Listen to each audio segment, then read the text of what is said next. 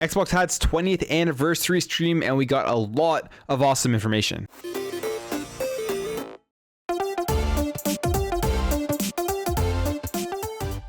Alright guys, welcome back to another video. If you enjoy daily Xbox content, make sure to hit that subscribe button. So the Xbox 20th anniversary stream was today, and firstly I want to thank everybody who stopped by the stream and hung out. Had a great time watching it and just kind of talking about Xbox and what the show was all about in the past 20 years of all of the great stuff we've received from the Xbox console. I've been an Xbox player since the OG Xbox. Has my favorite franchises of all time, Halo and Gears of War. So it's great to see all the stuff that they showed off. I just wanted to quickly go through the stuff that they talked about. So there's a decent amount of stuff here for a 20th anniversary stream. It lasted 30 minutes.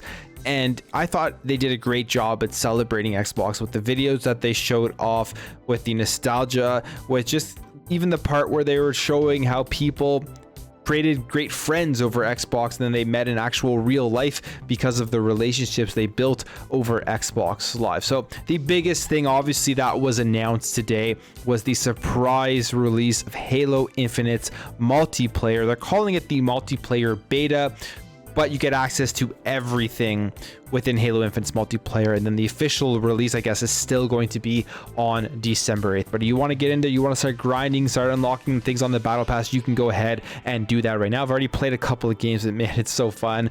I'm going to be playing so much of Halo Infinite multiplayer this week. Now, besides that, the other big announcement was the 70 games of backwards compatibility that they are bringing over here back on to your Xbox consoles, OG Xbox games as well as Xbox 360 games, which is great to hear about that. So there is a large list of games. You can go ahead and check that out, but I guess some of the standouts that they announced that are going to be coming over is going to be the Fear series, the Max Payne series, the series that a lot of people have been clamoring for to come to backwards compatibility, the Dead or Alive fighting games, which are great fighting games and a staple within the Xbox console. So it's awesome to hear that. Now, just on a side note, there is a little bit of bad news now after this announcement of the 70 games, and that is that it looks like they are going to be stopping the backwards compatibility program for now, as they put out an entire Xbox Wire post dedicated just to the backwards compatibility stuff here, the 70 games that they are announcing. And they say this: the latest and final addition of 70 plus titles to the backwards compatibility program was only possible through the passion and feedback from the community. You can really see that, especially with the Max Payne stuff. They go on saying, your constant requests for specific titles and enhancements encourage the backwards compatibility team to partner with the original creators to preserve thousands of games from over 4 generations of Xbox.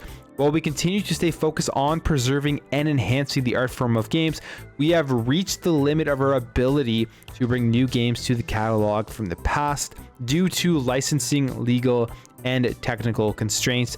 Thank you for being a part of this journey with us. So right there, it means that we're not going to be seeing any more backwards compatible games coming to Xbox, which is very sad, very unfortunate. And at the end of the day, for Xbox themselves, I think they have done a very good job of preserving and enhancing a lot of these older games, and they've done, I guess, what they can to bring them over to your Xbox One, Xbox Series X and S. And I've always thought about the licensing and the legal stuff that goes into getting these games, and that's probably some of the main reasons why there are certain games out there that people want but they just can't get them over, and it's probably not worth the resources or the time to continue to work on getting some of these harder to license games, harder to bring over to backwards compatible games onto the Xbox Series consoles. And it makes sense, because if you are spending thousands and thousands of dollars on just trying to get a single game over that may not be played by a ton of people, it is kind of, at the end of the day, a cost benefit type of thing that they would be looking at for this. So who knows if this means it's forever never coming back, but at least for now it isn't. And I feel like this is kind of a forever thing, but we'll have to wait and see. Maybe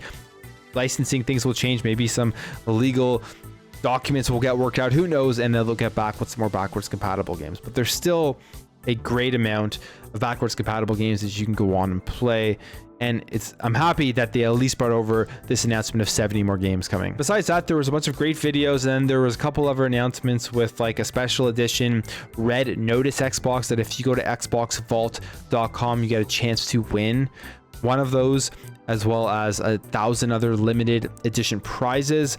Then they showed off that the Halo TV show is going to be making its way out on Paramount Plus, which I can't wait to see that. I'm trying to find it here in the article, but it was just a quick trailer where they showed the Master Chief, John 117 out there with nothing on, and then suiting up and putting his armor on, which looked really cool.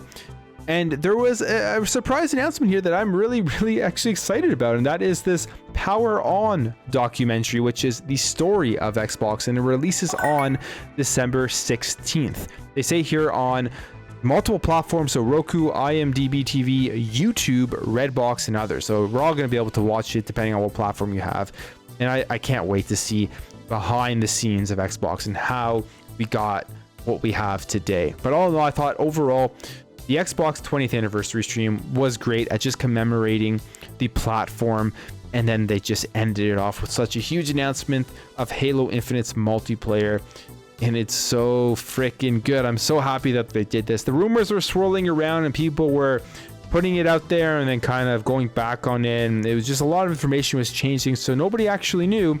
And then when they finished off the show with that announcement, everyone was hyped up. So go download Halo Infinite right now, play it, and just enjoy this 20th anniversary of Xbox. Anyways, guys, that's it for me. Let me know your thoughts on all of this stuff. What did you think of the show? Are you going to be playing Halo Infinite? Are you excited for those 70 more backwards compatible games? If you enjoyed this video, make sure to hit that thumbs up button. If you're new here, you like what you saw throughout this video, I'd really appreciate you hitting that subscribe button. Help this channel grow, help grow this community so we can have great conversations in the comments below.